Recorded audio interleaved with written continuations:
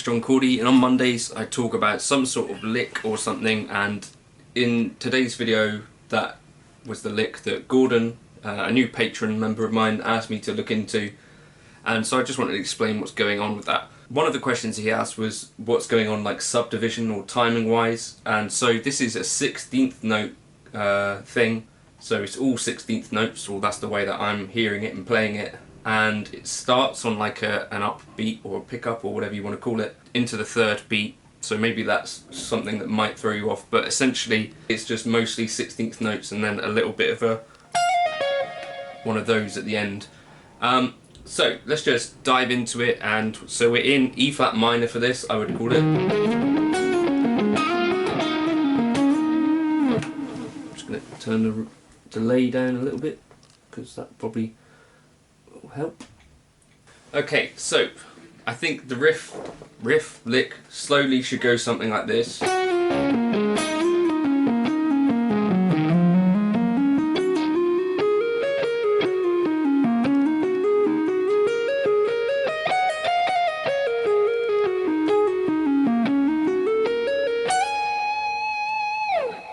Okay, I'll do that again, so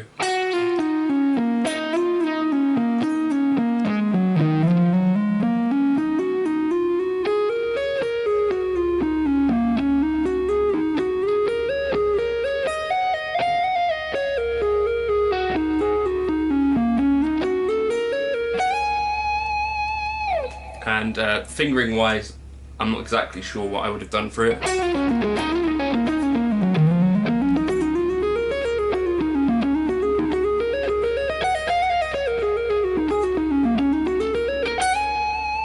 Something like that maybe.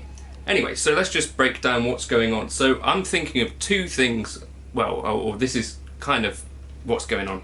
So when I first learnt to play guitar, I was learning solos from like Gary Moore and Thin Lizzy and stuff like that, so I didn't actually learn the pentatonic scale first. So what I learnt first of all were these kind of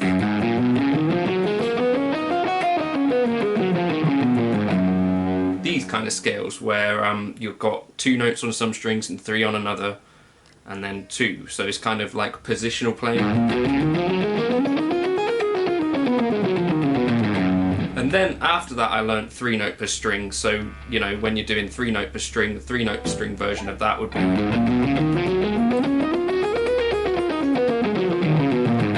So you see there's like a difference. The hand position doesn't actually change, it's not like slides. Whereas for a 3 note per string there are. And then I think some stage later I actually learnt pentatonics, which, you know, have less notes. So the idea, I think, is to try and get comfortable playing subdivisions, so different rhythms that are independent of how many notes you've got per string. So the temptation, if you've got 3 notes per string, is to do like 6 tuplets or 6 notes per click, so this kind of thing.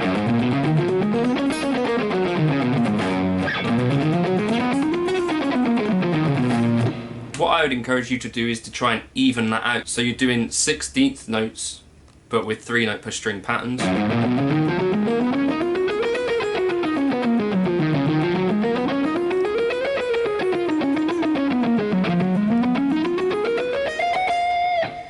And in that way you get used to not having to kind of accent things depending on the number of notes per string. And so you could also do that with trying to do kind of triplets, but with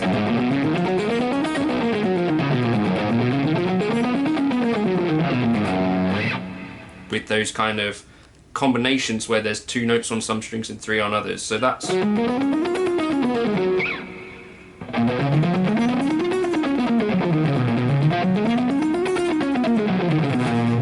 something worth practicing, I guess. So find the kind of 2 and 3 note per string shape and practice trying to do subdivisions in that. And then practice also with 3 note per strings.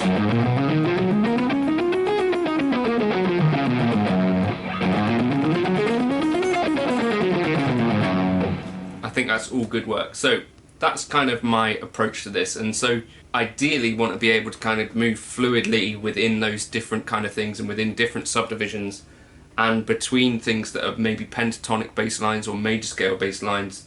And so this is the kind of thing that is actually happening in my lick, as well as sliding between box positions. So things to practice for that.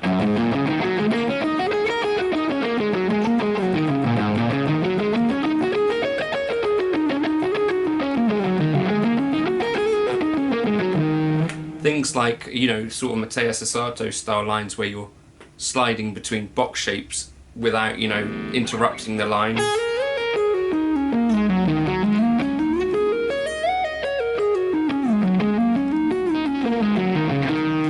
I think it's really worth practicing. So the lick, just slowly. So we start on this upbeat.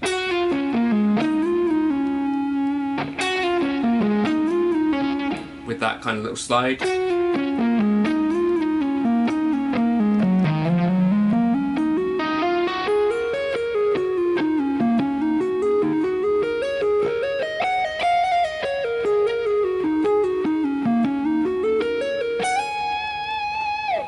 So yeah, we're starting off with this kind of major scale.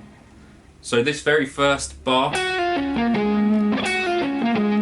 definitely is coming from the kind of G flat major scale or F sharp major.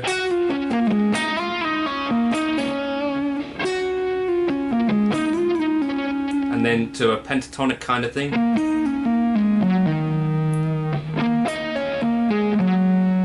And then we slide up to a major scale. Well, and then we slide up through the major scale to a pentatonic,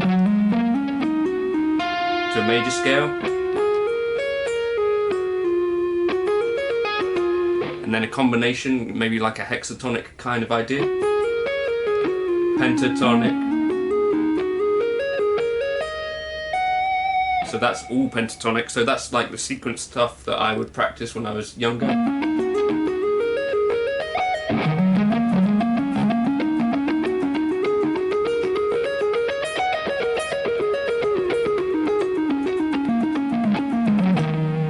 Pentatonic sequences like that are really worth practicing. So where were we?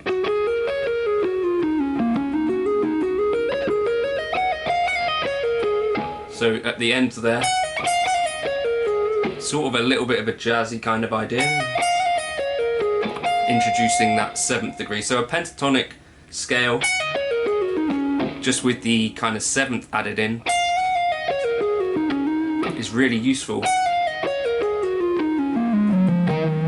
And you could call that something like a hexatonic scale, but really I just think of it as a major scale without including the 4th degree. So in this case, we're just avoiding the B note.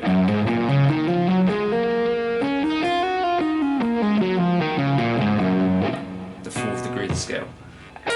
Then the last bar, we kind of reach up for a 3-note per string thing. So this is another thing that you might see me do quite a bit. I think that's quite an interesting way to get other sounds of a typical pentatonic.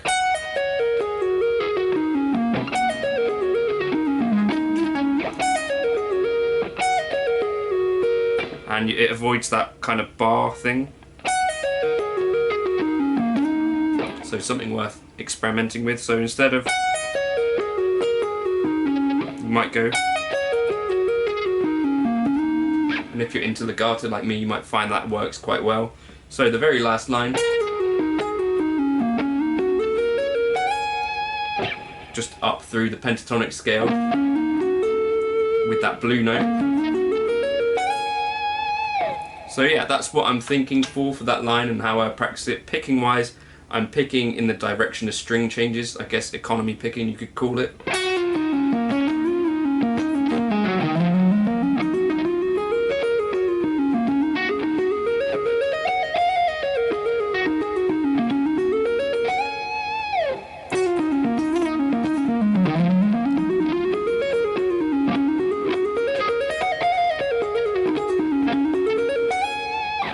And I practice it with a click.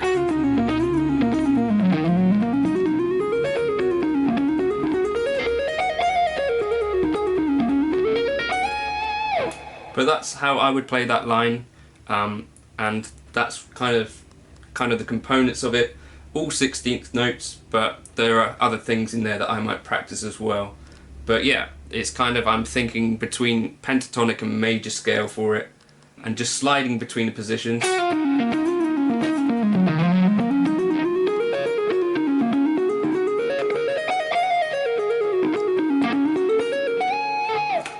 But this is the kind of thing that I do all the time, so it's going to feel quite comfortable for me. Some of it might seem uncomfortable to you, so maybe use the slow down YouTube thing if you wanted to learn this, and to pick out exactly what my fingers are doing for it, because this is stuff that I do and sort of pathways that I know quite well. But yeah, hopefully that's vaguely useful if you wanted to learn that particular lick. What is in there that's worth learning? I don't know, not too much, but there's kind of some pentatonic sequencing stuff, some switching between positions.